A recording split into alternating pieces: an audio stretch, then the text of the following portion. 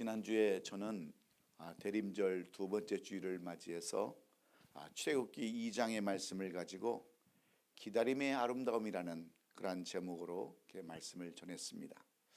그랬더니 저의 집 시어머니 되시는 분께서 이번 주 설교가 좀 어려웠지 않았느냐 그렇게 말씀하시기에 그러면 네가 한번 해봐라 하려고 하다가 이 평화의 계절에 제가 순종하는 마음을 가지고 다시 깨달아야 할 성탄의 본질이라는 제목으로 이렇게 성탄절을 앞둔 저와 함께 은혜를 한번 나눠보기 원합니다.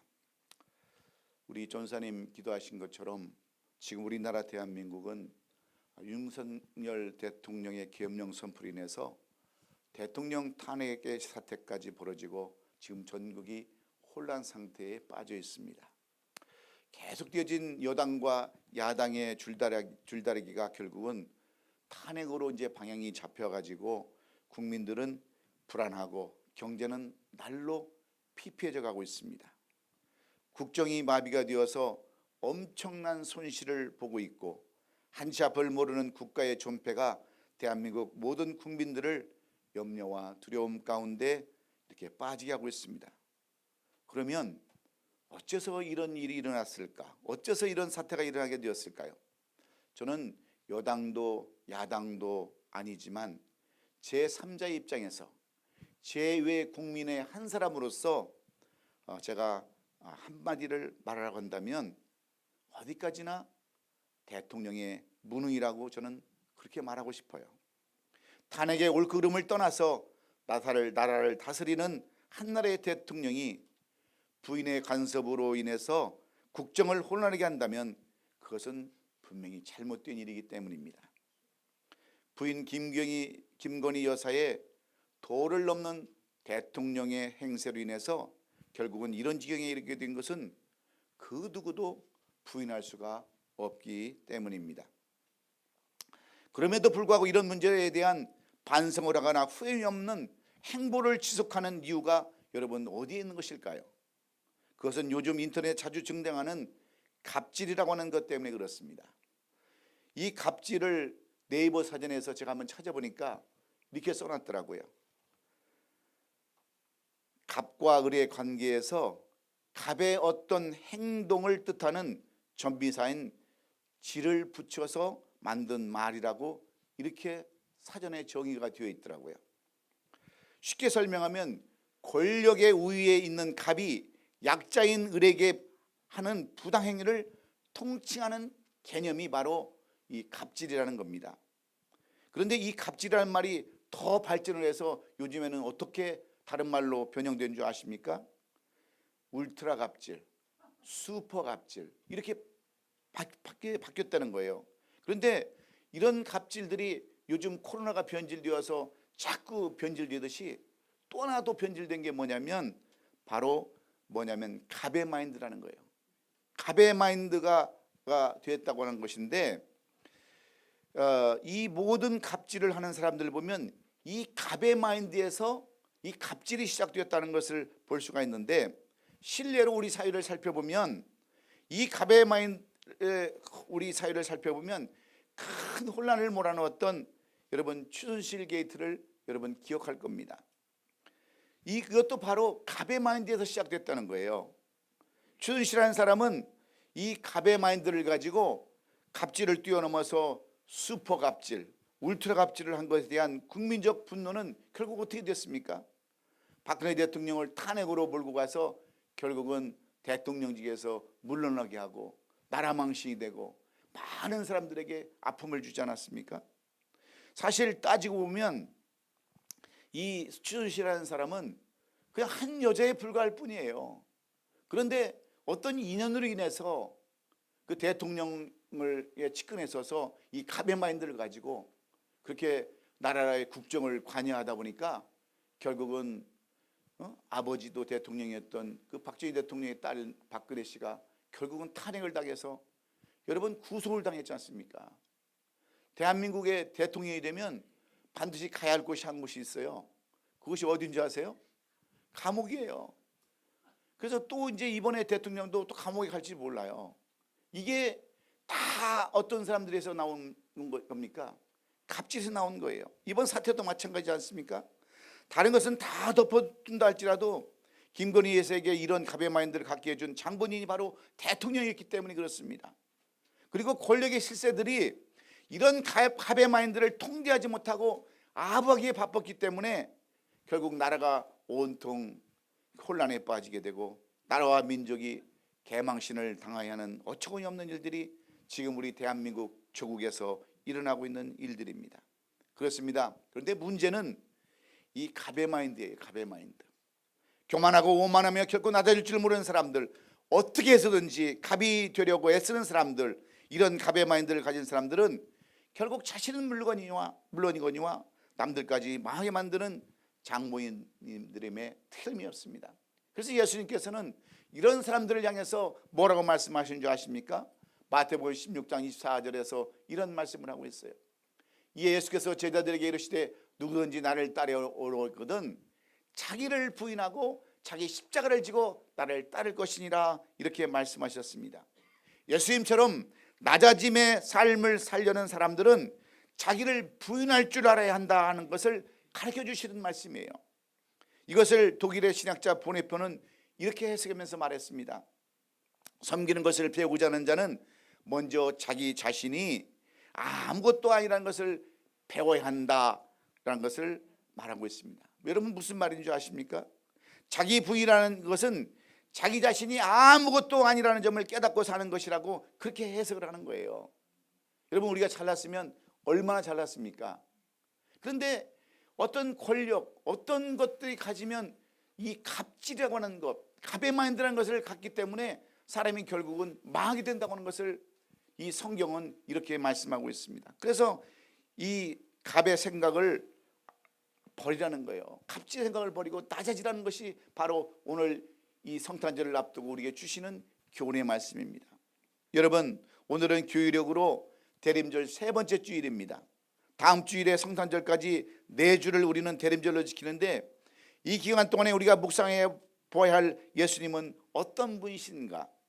다시 한번 우리가 생각해보고 뜻깊은 성탄절을 맞이하는 저와 여러분이 될 수 있기를 먼저 주의 이름으로 축원합니다. 우리가 살아가고 있는 오늘 이 시대를 가장 두드러진 특징으로 꼽는다면 뭐라고 말씀드렸습니까? 속도라고 말씀드렸어요. 이 시대는 이런 시대를 살면서 사람들은 과거와 다른 성격적 특성을 갖게 되는데 그 첫 번째가 여러분 뭔지 아십니까? 이 첫 번째가 조급함이에요. 조급함. 워낙 세상이 빠르게 변하다 보니까 어느새 적용되어서 매사를 빨리빨리 처리하지 않으면 안 될 것처럼 서두르는 거예요. 그러면서 마음이 늘 조급한 겁니다. 그리고 또 하나는 불안감이에요. 불안감. 속도 경쟁 속에서 내몰리면서 뒤처지지 않으려고 안간힘을 쓰는 것이 여러분 우리들의 현실입니다. 그러면서 마음이 늘 불안해요. 이런 성격적 특성은 여러분 우리 신앙에도 얼마나 많이 영향을 끼치는 줄 아십니까? 가장 두드러진 영향을 한 가지 꼽는다면 바로 기다림을 잃어버리는 현상이라는 거예요. 여러분 신앙은 기다림입니다. 우리가 지금까지 오시지 않는 주님을 기다리는 것도 하나의 기다림이고, 하나님께서 말씀하신 대로 복 주시겠다고 하는 것도 다 기다림 속에서 우리가 참고 인내하는 거예요. 그래서 여러분 이 기다림이라는 것은 인내 없이는 되지 않고 고통 없이는 되지 않는 거예요. 그렇지 않습니까? 그래서 이 기다림이 너무나도 중요한데 우리는 이 기다림을 기다릴 줄을 모르지 않습니까? 그래서 얼마나 성급한지 몰라요. 우리가 사무엘상 13장을 살펴보면 사울이 하나님께서 버림받은 그 이유를 자세하게 설명해 놓았습니다. 그 두드러진 영향을 한 가지 뽑는다면 바로 기다림을 잃어버린 것이었어요. 블레셋이 이스라엘을 공격해 올 때 그들의 군사력이 얼마나 엄청났는지 이 이스라엘 백성들이 이 쳐들어온다는 소식에 어떤 사람들은 동굴로 숨고 숲으로 숨고 들로 산으로 다 피해가고 있을 그럴 때였습니다. 그럴 때 사무엘 선지자가 사울에게 뭐라고 얘기했냐면 길갈에 가서 7일 동안 기다리라고 그랬어요. 그런데 이 사울이 그 7일을 기다리지 못했어요. 그리고 나서 스스로 제사를 지냈을 때 이 사무엘이 돌아와 가지고 어째서 기다리지 못했느냐, 물어보니까 두 가지를 얘기하는 겁니다. 첫째는 백성들이 다 흩어졌기 때문이라고 이야기하는 거예요. 그리고 또 하나는 블레셋이 쳐들어올까 봐 두려워서 그랬다는 거예요. 그래서 사울은 하나님으로부터 책망을 받고 블레셋과의 전투에서 그의 아들 요나단과 함께 그 전쟁에서 죽임을 당하고 이 사울의 왕가가 완전히 멸망당하지 않았습니까? 이 기다림이 없어서 그런 겁니다. 그런데 오늘도 우리도 마찬가지예요. 여러분, 기다림은 결코 쉬운 일이 아닙니다. 고통스러운 일이에요. 한마디로 얘기하면 고통 속에 감춰진 축복을 모르기 때문에 그렇습니다. 여러분, 고통 속에 감춰진 축복이라고 하는 그 책을 쓴 한 분이 계세요. 폴 브랜드라고 하는 이 의사 선교사인데요. 이 폴 브랜드가 쓴 고통 속에 감추어진 그 축복이 뭐냐면, 여러분, 이분이 의사로서 20년을 인도에서 선교사 생활을 했습니다. 30년을 미국에서 의리 선교를 했는데 어떤 사람들을 주로 선교를 했냐면 한생병, 문둥병이라는 그러한 병을 가진 사람들에게 선교를 했어요. 그런데 여러분, 문둥병자들이 무엇을 모르는지 아십니까? 무엇을 모르는지 아세요? 물어보면 눈만 벌떡벌떡 뜨고 대답도 안 하고 그러시는데, 왜 문둥병자가 가장 모르는 게 뭐예요? 고통을 모르는 거예요. 육신의 고통을 모르는 거예요. 손가락이 떨어져 나가고 코가 떨어져 나가고 귀가 떨어져 나가고 발가락이 다 떨어져 나가도 그 고통을 모르는 것이 여러분 한생병의 특징인 거예요. 그러면서 이분이 그것을 보면서 생각을 했어요. 이분들이 살갗이 불에 닿아도 고통을 모르고, 만약에 이분들이 그 고통을 알았다면 치료받을 수 있지 않겠습니까? 그래서 이분들은 길을 가다가 발에 못이 찔려도 고통을 모르는 거예요. 유리가 찔려도 고통을 몰라서 결국은 인펙션이 생겨가지고 다리를 잘라내는 그런 겁니다. 그런데 여러분, 정신적인 것도 마찬가지 아니에요? 여러분, 치매 환자가 모르는 게 뭐예요? 치매 환자가 모르는 게 고통과 염려예요. 치매 환자들이 고통과 염려를 모르는 거예요. 그런데 우리는 어떻습니까? 늘 고통 속에 살아가잖아요. 그래서 우리는 이 고통이 있다는 것 그 속에서 감사를 할 줄 알아야 합니다. 우리가 만약에 고통을 못 느낀다면 여러분, 그것은 치매 환자와 똑같은 거예요. 물질의 고통, 때로는 신분 문제의 고통, 가정의 고통, 갈등, 이런 것들이 있다는 것이 여러분 축복인 줄 우리는 알아야 돼요. 그런데 이런 걸 모르니까 기다림이 있을 수가 없고, 기다림이 없으니까 결국은 사울처럼 망할 수밖에 없다고 하는 것이 오늘 우리 시대에 꼭 필요한 말씀입니다. 그래서 또 한 가지는 우리에게 뭘 요구하냐면 조급함과 또 싸워야 하기 때문에 그래요. 불안감과 싸워 이겨야 하기 때문입니다. 그래서 대부분 사람들은 기다림을 견디지 못하는 겁니다. 기다림을 싫어하고 심지어 피하려고까지 해요. 그러나 기다림은 비록 힘들고 고통스럽지만 그 결과는 너무나도 복되고 귀하다는 것을 우리는 오늘 잊지 말아야 합니다. 기다림 끝에 인내하고 이뤄낸 사람들은 그 복되고 귀한 결과 때문에 큰 기쁨을 더 누릴 수 있기 때문입니다. 그래서 이 기다림의 미학이라는 그런 말이 있지 않습니까? 바로 기다림이 아름다움이라는 뜻입니다. 비록 기다림이 그 과정 속에서 고난이 있지만 그 고난은 헛된 고난이 아니고 의미 있는 고난이요 복을 잉태하는 고난이기 때문에 기다림 자체가 아름답다는 것입니다. 그러므로 이 대림절이기도 하고 대강절이기도 하는 이 절기에 우리가 기다려야 하는 성탄절의 진정한 본질이 무엇인가를 우리가 다시 한번 깨달아야 될 줄로 믿습니다. 저는 이 복음서의 예수님을 이야기를 읽을 때면 제가 오래전에 95년도에 그 다녀왔던 이스라엘 성지순례를 다녀왔던 때 그 모습이 생생히 떠오르는 교회가 하나 있습니다. 바로 베들레헴에 있는 예수 탄생교회예요. 이 교회는 구유광장이라고 부르는 넓은 광장이 이렇게 펼쳐져 있습니다. 그리고 그 광장 끝에 오랜 세월의 흔적을 고스란히 품고 있는 아름다운 성과 경태의 교회가 세워져 있는데, 그 교회는 겨우 그래봐야 한 24m 폭에 한 52m의 교회가 이렇게 지어져 있어요. 큰 교회가 이렇게 지어졌는데 그 교회를 들어가는 문이 여러분 몇 미터인 줄 아십니까? 1m도 안 돼요. 그 교회에 들어가는 문이. 그러니까 그 교회를 들어갈 때 다 어떻게 들어가냐면 다 머리를 숙이고 무릎을 꿇고 그 교회를 들어가야 되는 거예요. 그리고 예수님이 태어난 그 말구유를 무릎을 꿇고 겨우 들어갈 수 있는 그런 모습을 보면서 저는 많은 것을 생각해 봤어요. 왜 교회는 그렇게 엄청나게 크게 지어놓고 들어가는 문은 그렇게 조그맣게 기어 들어가고 만들어 놨을까? 여러분, 그 문을 들어가려면 왕도 엎드려 들어가야 되는 거예요. 제사장도 아니면 모든 사람들도 다 엎드려서 기어서 들어가게끔 만들어 놨어요. 무엇을 의미하는 줄 아십니까? 스스로 여러분, 겸손의 문이라고 하는 이 문을 들어갈 때는 낮아지지 아니하면 들어갈 수 없기 때문에 그렇습니다. 낮아지지 아니하면 예수님을 만날 수가 없기 때문에 그래요. 우리의 삶도 마찬가지 아닙니까? 어떻게 우리가 교만의 마음을 가지고 갑질의 그 마음을 가지고 어떻게 우리가 예수님을 만날 수 있겠어요? 그래서 우리가 전도를 해보면 많은 사람들이 예수 안 믿는 사람들의 특징이 뭔지 아십니까? 교만한 사람들이에요. 나밖에 모르는 사람들이에요. 그래서 이런 사람들은 택함을 받지 못했다고 우리가 얘기를 많이 하는데, 여러분, 그래도 우리는 끝까지 포기하지 않아야 될 줄로 믿어요. 그런 사람이라도 교만한 사람들의 마음을 바꿔서 겸손하게 만들어서 주님을 영접할 수 있게끔 우리가 인도해야 될 줄로 믿습니다. 이 교회를 생각해 보면 여기에 성탄절이 주는 귀한 교훈이 있기 때문에 그렇습니다. 예수님이 이 땅에 오실 때 지극히 높은 분으로 오시지 않았어요. 아주 낮은 모습으로 이렇게 오셨는데, 우리가 성탄절에 부르는 캐롤송에 보면, 찬송가 108성에 보면 뭐라고 써 있어요? 그 어린 주 예수 누울 자리 없어 그 귀하신 몸이 그 위에 있네. 저 하늘 별들이 반짝이는데 그 어린 주 예수 꼴 위에 자네. 이렇게 했던 가사처럼 예수님께서 이 세상에 오실 때 가축들의 여물통인 말구유에서 태어나셨습니다.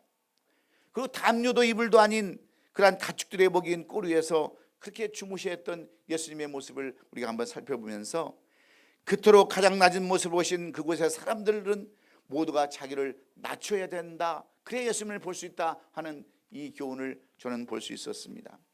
그리고 마태복음 23장 12절에서 예수님은 친히 이렇게 말씀하십니다. 누구든지 자기를 높이는 자는 낮아지고 누구든지 자기를 낮추는 자는 높아지리라. 그러니까 이 예루살렘의 탄생교회는 이 말씀이 어떻게 이루어지는지를 생생하게 보여주고 있는 그러한 현장이었습니다. 사실 이 세상에도 자기를 낮추는 사람들의 모습은 우리가 어렵게 볼 수 있지 않습니까? 대표적인 예로 우리 정치인들 보면은, 이 정치인들 보면 선거가 가까우면 어떻습니까? 서민 복장을 해요. 네? 그리고 가진 아영을 다 떱니다. 시장에 가서 생선 장수 하시는 아줌마들 손도 붙잡고, 집에서는 잘 먹지도 않는 오뎅국도 먹고요, 떡볶이도 먹어가면서 사람들의 마음을 그렇게 가까이 가요. 내 친구도 우리 여기 있었던 그 조성국이라고 있던 우리 그 간사 있었지 않습니까? 마포에 사는데 내 친구가 국회의원인데 낮에는 자전거 타고 다니는데요. 자전거를 타고 다니면서 막 방문도 하고 이렇게 다니면서 막 이 동네를 다 섭렵을 하는 거죠. 동네를 다니면서 악수도 하고. 그래서 그 전화가 왔어요. 한번 그 조성국 어머님이, 목사님, 제가 목사님 친구를 만났는데요, 얼마나 겸손한지 자전거 타고 다니면서 이게 인사도 하고 그런데 보면 아주 참 보기 좋습니다. 그 연락이 왔더라고요. 그런데 이 국회의원이 되면 나중에 어떻게 됩니까? 막 목이 굳어져 가지고 언제 만나고, 그때부터는 자전거도 안 타고 다니고 뭐 벤츠 타고 다니고 뭐 그러지 않습니까? 이게 세상 사람들의 겸손함이에요. 이게 세상 사람들이 보여주는 겸손함인데, 왜 그래요? 이 겸손함의 진정성이 없기 때문에 그렇습니다. 세상에 볼 수 있는 낮춤은 진정한 낮춤이라고 할 수 없는 거예요. 왜 그래요? 우리의 진정성이, 그 겸손의 진정성이 없기 때문에 그렇습니다. 낮추고 싶어서 낮춘 것이 아니라 어쩔 수 없이 낮춘 것입니다. 속으로는 낮다고 생각하지 않으면서 겉으로만 낮춘 척하는 것이기 때문에 여러분, 그것이 오래가지 못한다고 하는 거예요. 그러나 예수님의 낮아지심은 차원이 다른 겁니다. 차원이 달랐어요. 상황이 달라졌습니다. 그래서 예수님은 끝내 사형수로 십자가에 달려 죽는 자리까지 낮아지셨어요. 이 예수님의 낮아지심은 이 세상에서 볼 수 없는 그런 낮아짐이십니다. 그러므로 하나님이시면서 하나님이시기를 포기하시면서까지 낮아지신 그 주님은 오늘 우리에게 무엇을 보여주기를 원하시는지 우리 한번 살펴보면서 예수님의 낮아짐이 바로 여러분의 낮아짐이 되시기를 주의 이름으로 축원합니다. 오늘 본문은 사도 바울이 바로 예수님의 낮아짐에 대해서 구체적으로 말씀하고 있는 그러한 내용들입니다. 예수님의 낮아지심의 구체적인 내용을 말씀하고 있는데 우리는 이 말씀 속에서 진정한 낮아짐의 비결을 발견할 수 있습니다. 그렇다면 이제 우리는 이 성탄이라고 하는 관점에서 이 말씀을 살펴봐야 하는데, 이 대림절에 예수님의 성탄이 보여주는 낮아짐의 실체와 본질을 우리가 한번 살펴봄으로써 진정한 성탄의 의미를 깨닫고 성탄을 올바르게 보내는 우리 모든 성들이 될 수 있기를 간절히 바랍니다. 그러면 예수님의 낮아짐은 구체적으로 무엇을 말씀하고 계실까요? 이 대림절 절기에 예수께서 보여주시는 낮아짐의 진정한 의미와 본질은 어디에 있냐는 겁니다. 그래야지 우리가 이걸 알아야 예수님을 본받을 수 있지 않습니까? 첫째는 자기 부인이에요. 자기를 부정하는 것입니다. 오늘 본문 6절에 보면 그는 근본 하나님의 본체시나 하나님과 동등됨을 취할 것으로 여기지 아니하셨다, 이렇게 말씀합니다.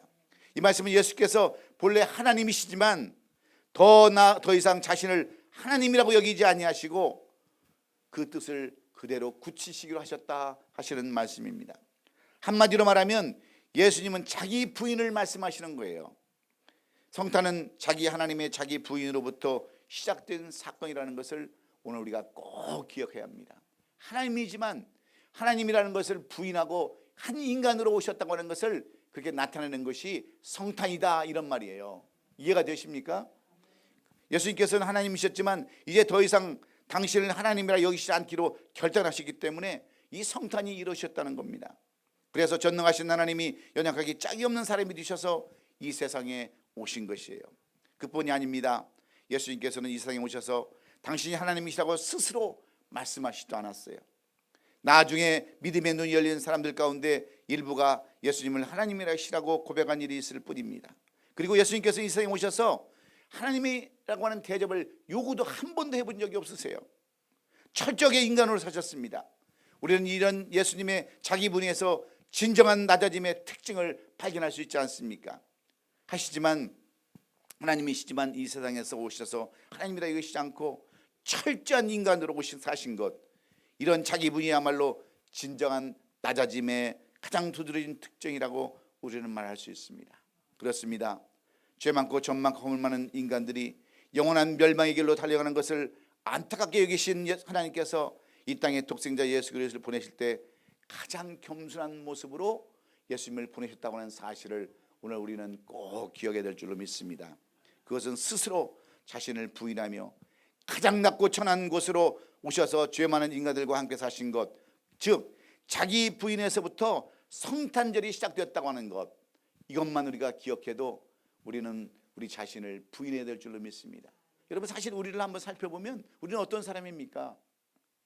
다 죄인이고 점 많고 흠 많고, 여러분 그런 사람들이 우리 아닙니까? 그런데 이 마지막 계절에, 평화의 계절에 얼마나 자기 잘났다고 사는 사람들이 많습니까?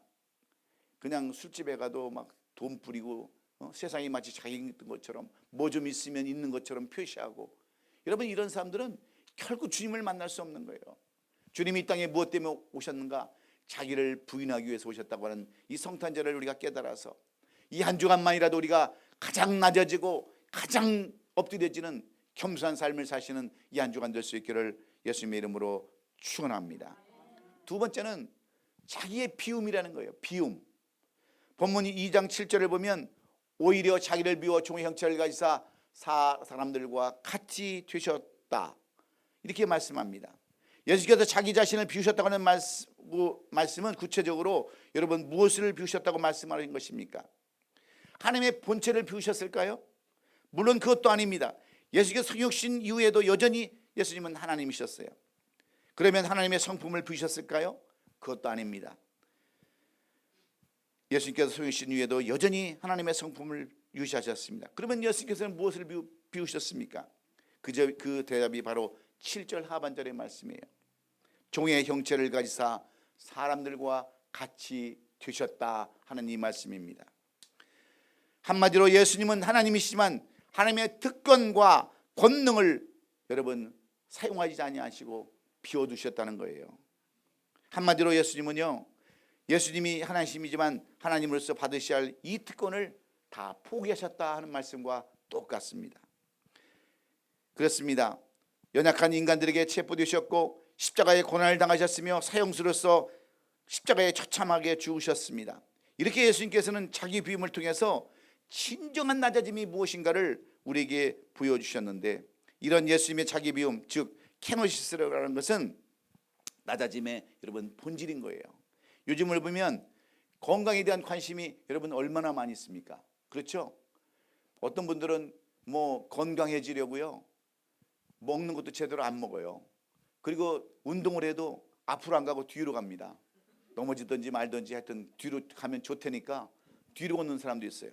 근데 여러분, 건강에 대한 것이 여러분 뭡니까? 다이어트 아닙니까? 결국은 이 다이어트는 한마디로 말하면 체중을 여러분 줄이는 거예요.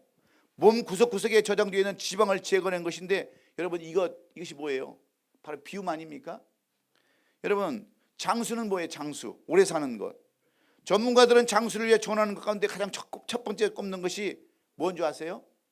소식이잖아요. 소식, 조금 먹는 거. 예. 그래서 이 소식은 한마디로 말하면요, 적게 먹어가지고 위장을 비우는 거예요. 여러분, 많이 먹고 배 터지게 먹고 오래 살아요? 일본 사람들은 그래서 조금씩 먹지 않습니까? 그냥 가물에 콩 나듯이 그냥 허천나게 그냥 조금씩 그렇게 먹고 오래 사는 거예요. 오래 사는 거. 그냥 비우는 거예요. 여러분, 비우는 것이 여러분 그것뿐만입니까? 예? 정신건강에 대한 그 건강학자들은요, 오래 살려면, 정신을 건강하게 하려면 어떻게 한다고 그래요? 마음을, 생각을 비우라는 거잖아요. 많이 생각하고 고통스러워하면 스트레스 받아가지고 여러분 정신건강에 해가 있으니까 이 마음을 비우라는 거 아닙니까? 생각을 비우라는 거 아니에요? 다 비워야 좋은 겁니다. 비워야 좋은 거예요. 근데 막 너무 많이 채워갖고 사니까 비만 생기고요, 정신병 걸리고 우울증 걸리고 그렇지 않잖아요. 한번 여러분 마음을 한번 비워보세요. 생각을 한번 비워보세요. 위를 한번 비워보세요. 살이 빠지나 안 빠지나. 그냥 처먹고 밤새도록 잠만 자고 그러니까 살이 찔 수밖에 없는 거야. 비워보시란 말이에요. 근데 낮아짐도 마찬가지. 낮아짐, 너무 많은 것을 가지고 있으면 낮아질 수 없습니다. 그래서 낮아지려면 비워야 되는 거예요. 생각을 비우고 마음을 비워야 해요. 그래서 가벼워져야 낮아질 수 있습니다. 예수님께서는 하나님으로 특권을 비우셨어요. 또한 하나님의 권능도 비우셨습니다. 그리고 종의 형체를 가진 사람이 되셨어요. 바로 낮아진 것입니다.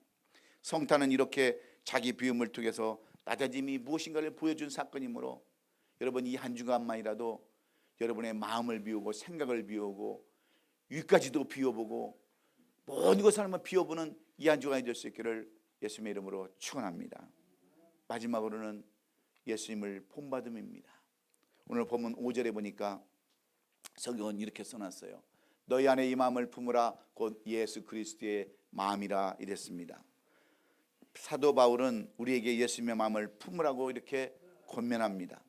예수님의 낮아짐을 본받으라고 말씀하시는 거예요. 우리도 예수님처럼 낮아짐을 실천하며 살라고 하시는 말씀입니다. 우리가 성경을 자세히 연구해 보면요, 사탄도 대단한 존재임에 틀림이 없습니다. 우리 인간이 상대할 수 있는 놀라운 능력을 가진 존재가 바로 사단이에요. 그래서 때로는 하나님의 보험과는 놀라운 일도 하지 않습니까? 여러분, 요즘 보면 우리나라에 그 무당이 몇 명인 줄 아세요? 10만 명이 10만 명. 그래가지고 이 무당들이 무당 경연대회를 하는데요, 여러분 작두 타는 사람도 있습니다. 그리고 딱 보면요, 이 사람이 예수를 믿는지 안 믿는지 다 알아요. 그래가지고 점괘가 안 나온다고 당신은 나가 있으라고 그러고 오늘 문 닫으라고 소금 뿌리고 그런 사람들도 있어요. 이 귀신들도 그렇게 신내린 귀신이 있는가 하면 그 뭐죠? 무슨 귀신, 무슨 무당이라고 그러죠? 선무당. 이런 사람도 있어요.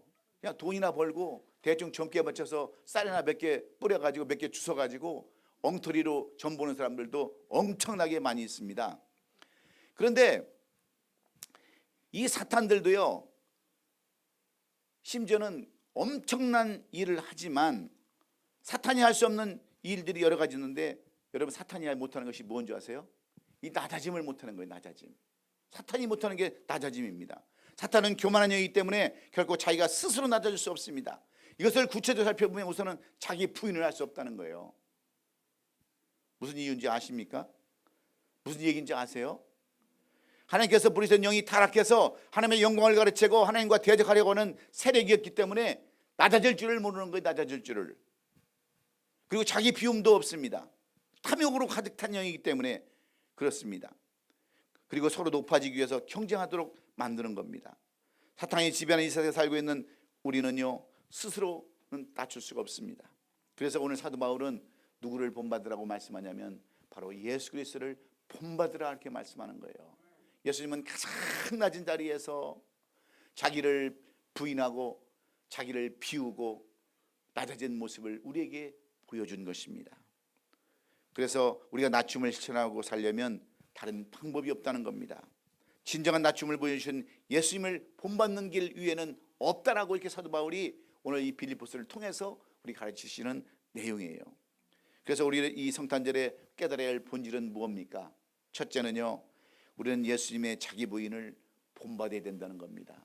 두 번째는 자기를 비울 줄 알아야 되고, 세 번째는 이 낮아진 예수님을 본받을 때만이 우리가 낮아질 수 있다는 것을 여러분 깨달으시고, 이 한 주간만큼은 성탄절을 맞는 우리의 자세로서 이것을 본받는, 그래서 이 성탄절을 깨달아야 할 이 성탄절의 본질이 무엇인가를 다시 한번 깊이 깨달아서 이 평화의 계절을 맞는 우리는 부인하고 비우고 예수님을 본받는 이 한 주간이 될 수 있기를 주님의 이름으로 축원합니다.